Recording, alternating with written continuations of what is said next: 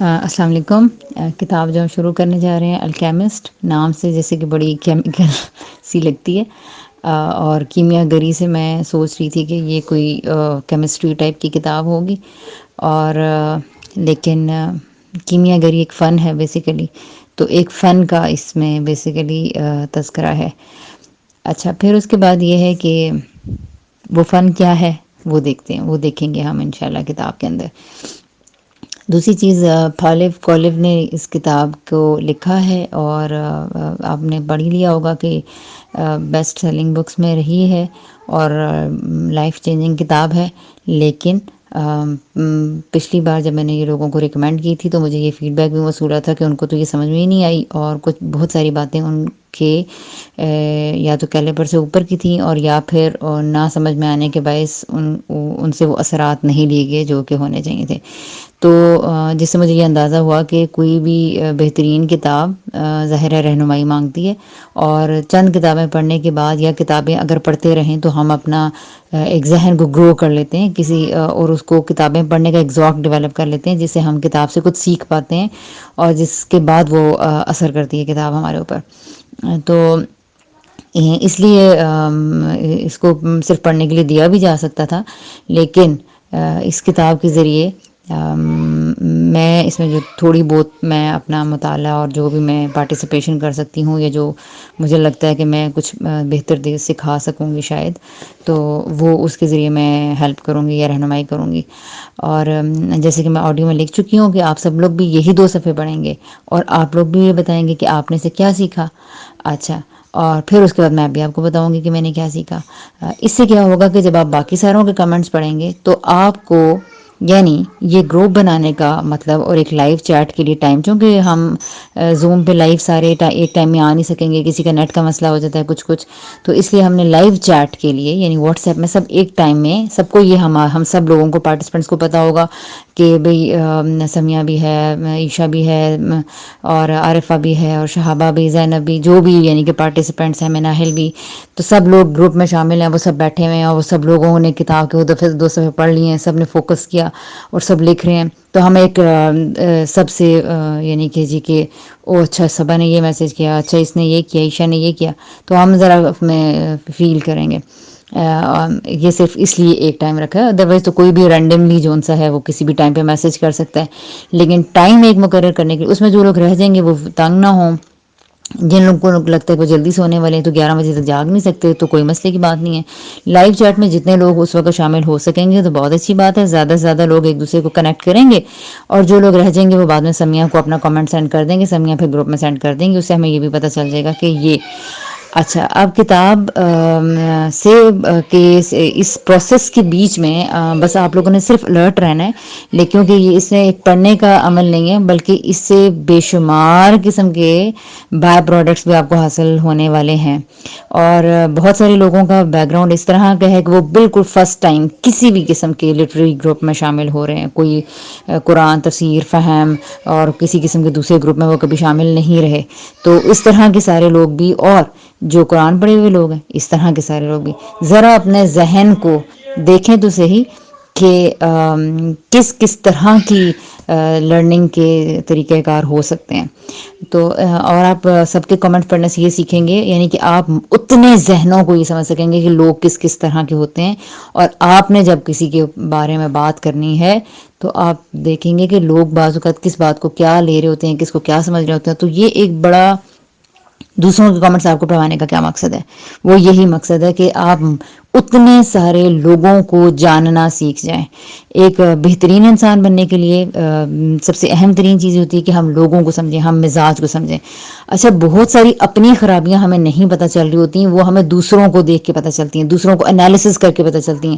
بعض اوقات دوسروں میں بری لگتی ہیں، بعض اوقات دوسروں میں خامی لگتی ہے، تب جا کے میرے اندر یہ سوچ، یہ صلاحیت پیدا ہوتی ہے کہ میں اپنی خامی کو ٹٹول سکوں، دیکھ سکوں۔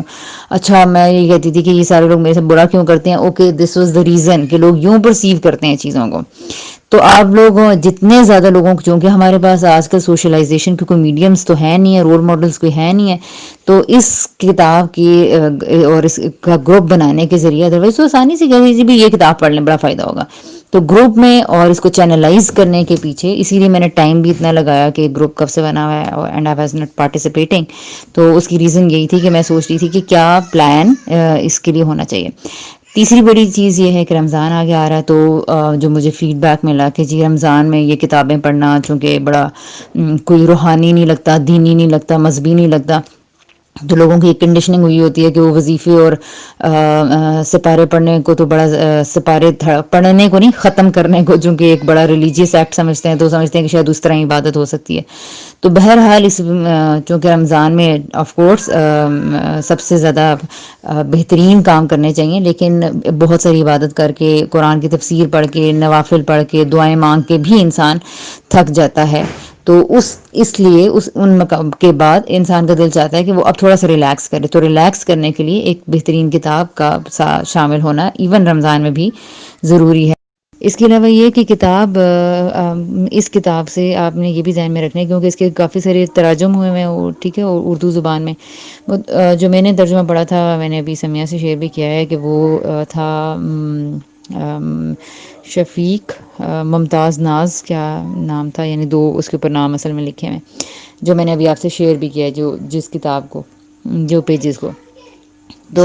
اب اس میں یہ ہے کہ ٹرانسلیشن میں نے وہ پڑھی اس کتاب میں. اس کے اندر، کتاب کے اندر کچھ ٹیکنیکل ورڈز بھی ہیں جو آپ کو تھوڑے سے لگے گا کہ یہ کیا ہے نا، یہ کیا آواز ہے، آفاقی کیا ہے، اور تو میں اس لیے آپ کو کتاب کی جو ریئل یعنی کہ ہے، آپ یہ دیکھیں گے کہ ٹرانسلیشن میں سے کتنا فرق پڑ جاتا ہے. اور کہیں کہیں جگہوں پر میں آپ کو کتاب کے جو انگلش لائنز ہیں یا انگلش ورڈز ہیں، لائنز کو تو چلیں چھوڑیں، ورڈز لیکن میں آپ کو بتا دوں گی. جیسے کہ یہاں پر ابھی آئے گا مبتدی کی قسمت، بار بار آئے گا مبتدی کی قسمت، مبتدی، تو یہ کیا ہوتا ہے؟ اس طرح کے بہت سارے کانسیپٹ ہیں. اسی طرح پھر جیسے آفاقی زبان، آفاقی زبان کیا ہے؟ اب اس طرح کے کچھ کانسیپٹس ہیں جن کو ہمیں سمجھنا پڑے گا. اگر اس طرح کے کانسیپٹس کو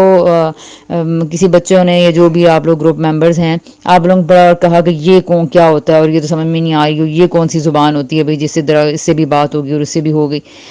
تو اس طرح کی چیزوں کو میں انگلش، اردو اور دونوں ترجموں سے ایکسپلین کر دوں گی یا بتا دوں گی. اس کے، یا پھر کوئی اور جس نے دوسری ٹرانسلیشن پڑھی ہوئی، میں ان کا کامنٹ یا ان سے وہ کانسیپٹ لے کے آپ کو سینڈ کر دوں گی، تاکہ ہم لوگ اس کو سمجھیں. پھر اس سے، اس ایکٹیویٹی سے، اس بات سے یہ فائدہ ہوگا کہ آپ یہ دیکھیں گے کہ ترجمہ، اصل کتاب انگلش میں بھی نہیں ہے، انگلش بھی ٹرانسلیشن ہے. تو یہ اس کی اصل لینگویج کوئی اور ہے، پھر یہ وہاں سے کسی دوسری لینگویج میں شفٹ ہوئی، پھر اس سے اردو میں، پھر اردو میں بھی 2-3 طرح سے ہوئی بھی ہے. آپ یہ دیکھنا، اس سے جو لوگ، یہ میں صرف ان لوگوں کے لیے بات کر رہی ہوں جن لوگوں نے قرآن پڑھا ہوا ہے، ٹھیک ہے. آپ یہ دیکھیے گا کہ اوریجنلٹی میں کیا، اوریجنل رائٹر کا کانسیپٹ کیا ہوتا ہے، اور ٹرانسلیشن سے کتنا فرق پڑ جاتا ہے ریالٹی کو گریب کرنے میں. تو جو لوگ قرآن کو ترجمہ در ترجمے پڑھتے ہیں اور دوسروں کے ہی ترجموں پہ بھروسہ کرتے رہتے ہیں، اگر وہ لوگ ریئل لینگویج کو ایکسیس نہیں کرتے ہیں، تو وہ دیکھیں کہ وہ کتنی چیزوں کو لیک کر رہے ہوں گے، کتنی چیزوں کو غلط انڈرسٹینڈ کر رہے ہوں گے. یہ بہت آسان راستہ ہے کہ ہم دوسروں کے ترجمہ در ترجمہ کو پڑھتے جائیں، اور ایک مشکل راستہ بھی ہے. لیکن وہ لوگ، جو لوگ چاہتے ہیں کہ جی ترجمہ کیسا ہوتا ہے اور کس طرح کیا جاتا ہے، اور کیوں یہ نہیں اور یہ اور یہ اور یہ، تو اس طرح کے سارے لوگوں کو یہ فیکٹر ضرور ذہن میں رکھنا چاہیے کہ ترجموں سے ترجمے کرنے میں کیا فرق ہوتا ہے، اور اوریجنل ٹیکسٹ کو پڑھنے میں کیا چیزیں منفرد ہوتی ہیں. تو یہ ایک بڑی مزے کی چیز ہوتی ہے. اس طرح ترجمہ والی کتابیں پڑھ کے مجھے اندازہ ہوا ہے. اور اپنی جو کہ میری سسٹر بہت زیادہ لٹریچر پڑھتی ہیں، تو ان سے ہوا کہ کہتی ہیں کہ، اور بھانجی جو کہ سارے انگلش لٹریچر پڑھتی ہے، اور سسٹر جو ہیں وہ اردو لٹریچر پڑھتی ہیں، تو اس نے یہ کہا کہ انگلش لٹریچر میں جو چیزیں اتنی خوبصورت آ رہی ہوتی ہیں، ان کو اردو میں ترجمہ کرتے ہیں تو بالکل بھونڈا سا بنا دیتے ہیں. اسی طرح اردو کی بعض چیزوں کو جب دیکھا گیا کہ انگلش میں ٹرانسلیٹ کیا گیا، تو وہ اصل جو اس کا ایسنس تھا وہ تو بڑا کہیں غائب ہو گیا. وہ ٹیکسٹ کے قریب قریب رہنے والی بات، وہ جو مصنف دینا چاہتا تھا، وہ تو کہیں آ ہی نہ سکی. تو اس بات سے، اس پہلو سے صرف میں یہ عیاں کرنا چاہ رہی ہوں قرآن پڑھے ہوئے لوگوں کے لیے کہ آپ قرآن کو جب تک اس کی لینگویج میں نہیں انڈرسٹینڈ کر پائیں گے، اس کو ڈائریکٹ آپ کو خود نہیں سمجھ کر پائیں گے. یہ ہر کسی کے لیے بات نہیں کر رہی، یہ صرف ان کے لیے جو ریسرچرز، جن کی ریسرچ ٹائپ کی جن کی نیچر ہوتی ہے ان کو، تاکہ وہ اپنے ذہن میں کلیئرٹی رکھیں کہ جب بھی آپ ترجمے پڑھیں آپ کسی اور کو بیچ میں پڑھیں، آپ خدا کو نہیں پڑھیں. لیکن عربک کو عربک میں سمجھنے کی کوشش جب شروع کی جا رہی ہوتی ہے تو اٹ مینس کہ آپ کتاب لکھنے والے کو سمجھنا شروع ہو گئے یا کتاب دینے والے کو جاننا شروع ہو گئے. ٹھیک ہے، تو یہ ایک چھوٹی سی چیز تھی جو کہ آپ نے آئندہ تمام تراجم کو پڑھتے ہوئے ذہن میں رکھنی ہے کہ رائٹر کی سوچ کیا ہوتی ہے، ترجمہ والا اپنی سوچ اپنی بات بیچ میں شامل کر دیتا ہے. تو ہم اگر کسی چیز کو پیورلی سمجھنا چاہتے ہیں تو بہتر یہ ہوتا ہے کہ یا تو مختلف ترجمے پڑھ لی جائیں تاکہ اس کی بات کو گریب کر لیں، اور یا پھر اس لینگویج کے اندر جایا جائے، اس کے لٹریچر کو سمجھا جائے. Thank you so much.